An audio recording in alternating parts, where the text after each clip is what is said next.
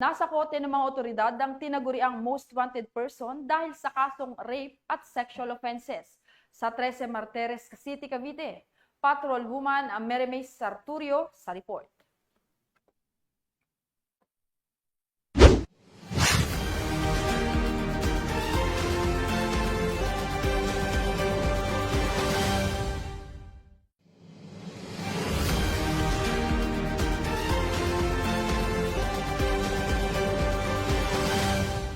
Huli ng mga otoridad ang isang regional level most wanted person sa Golden Horizon, Barangay Hugo Perez, 13 Martires City, Cavite. Kinilala ang suspect na si alias Enteng, residente ng nasabing lugar. Ang operasyon ay isinagawa ng pinagsanim na pwersa ng intelligence at warrant personnel ng 13 Martires Component City Police Station. Kasalukuyang nasa custody ng 13 Martires Custodial Facility ang nasabing suspect at nahaharap sa 7 bilang na lascivious conduct na may tig 200,000 piyansa bawat kaso.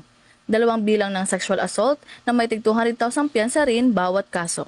1 bilang ng statutory rape na walang inirekomendang piyansa. Muling pinagtitibay ng Cavite Police Provincial Office ang kanilang dedikasyon na habulin at arestuhin ang lahat ng wanted person sa lalawigan upang matiyak na ang hustisya ay naipatutupad at nananaig ang batas.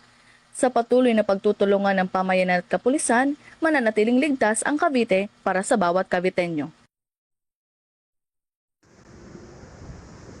Mula rito sa Calabarzon, ako ang inyong Police News Network Correspondent, Patrol Woman Sarturio, alagad ng batas, tagataguyod ng balitang polis.